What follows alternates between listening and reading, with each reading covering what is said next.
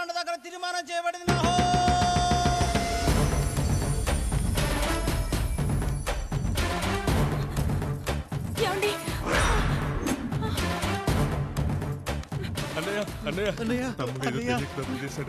మన కుటుంబ గౌరవం నీ చేతిలో ఉంది, దయచేసి.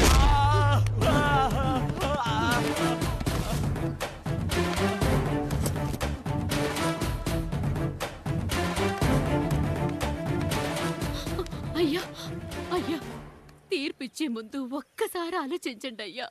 ఎంతైనా మనింటి బిడ్డయ్యా. అవునయ్యా, అన్యాయం జరిగింది మా బిడ్డకి. చిన్నబాబు ఏదో చిన్న తప్పు చేశాడని. మనుషుల్లో రెండు రకాలు.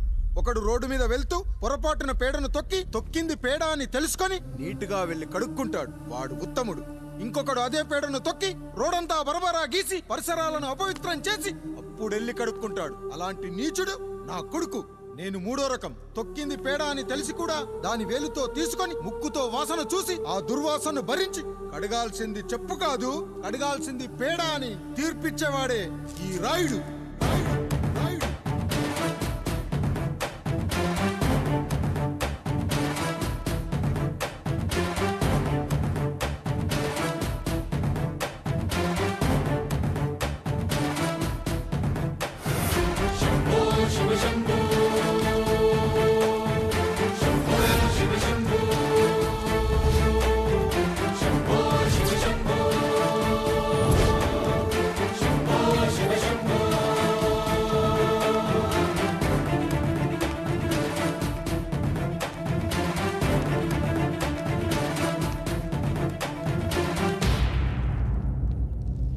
అయ్యా, మీ కుటుంబానికి ఈ పరిస్థితి వస్తుందని అస్సలు ఊహించలేదయ్యా.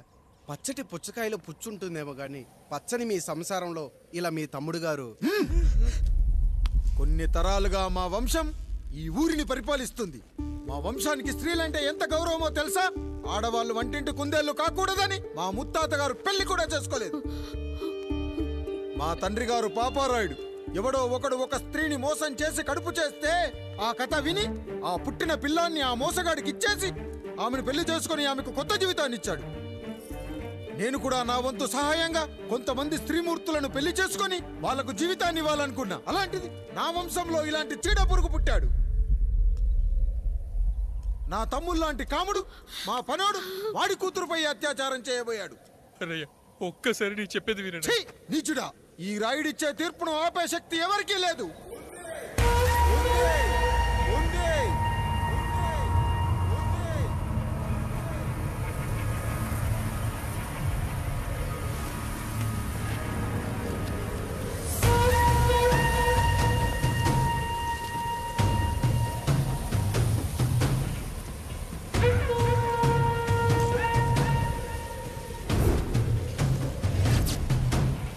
గుర్తుపట్టావా పెదరాయుడు?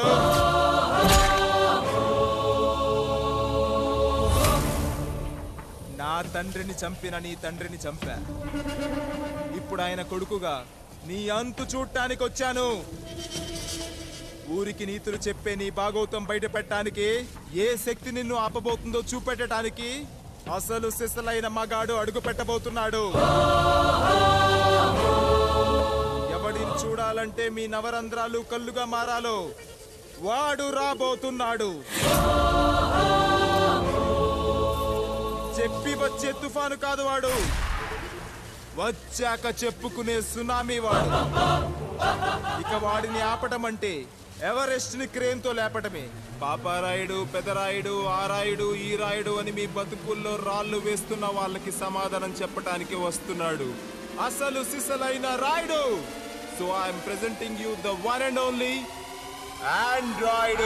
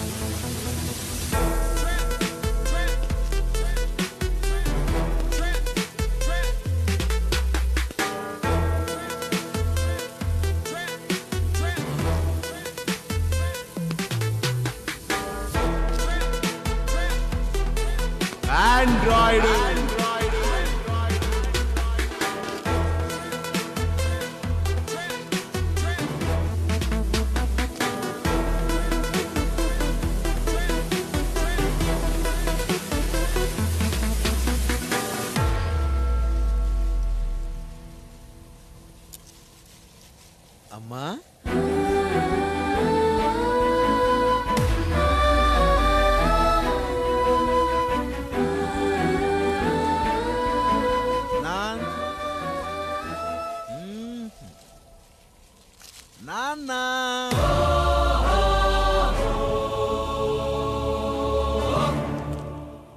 అసలు ఏం జరిగిందో నువ్వు చెప్పమ్మా.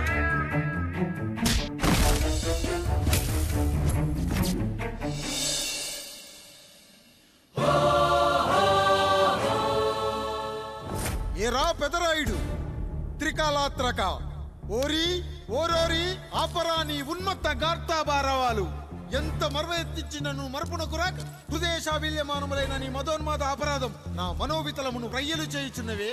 అహో క్షీర వారాసి జనతారక సుధాకర కొనిదెల నందమూరి అక్కినేని గట్టవనేని మంచు దగ్గుపాటి వంశ సముత్పన్న మహోత్తమ మహా నట పరిపాలిత చిత్ర సామ్రాజ్యమున నూతన వారసుడనై నిజభుజ వీర్య ప్రకంపిత చతుర్దశ భువన సూర్యవరణిలకు భ్రాతా సమానులైన చతుష్టి పితృవులకు అనుజుడనై సింహపురి తీరమున జన్మించి భరతఖండమున సకల జనులచే పరమ పావనిగా కీర్తింపబడుతున్న మహోత్తమ మహిళ ఈ పతివ్రత పండునకు పుత్రుడనై మానధనుడనై మనగడ సాగించు నన్ను చూసి ఈ విశ్వమంతయు ప్రసుడట అని పగులబడిన ఊటయా అనాథాన్ని అవహేళన చేయుటయా.